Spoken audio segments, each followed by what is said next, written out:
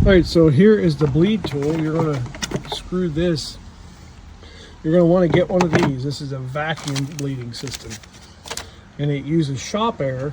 As you can see, I have my new shop. Hook shop air right to this once you hook it up. And it sucks vacuum. And when I'm doing this, I'll show you how it works. But for right now, I recommend getting one of these because it's a bitch to get these things to get the air out of them. So pull vacuum on them first, and then suck the freon or suck the coolant in. So now all we do is just take our thing here, attach it right here. Make sure, I'm just going to turn this off for now. We're going to hook this hose up, and then what we're going to do is we're just going to hook this up to here. This is hook the shop air. I've got probably 120 pounds on here right now. Hook it up. See this? And then just suck it down.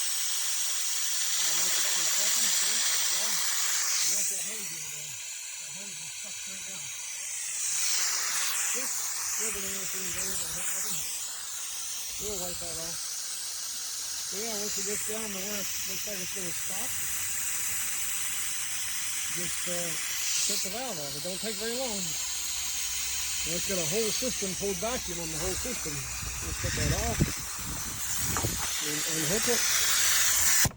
Okay, we're done getting vacuum on it.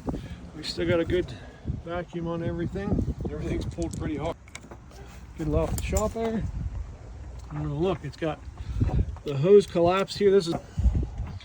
But everything looks like it's really soft. These ones here look good. Yep. So now the next step is we still got vacuum. We put this down into here, and then we open that valve up there. Probably not going to be able to hold this at the same time, but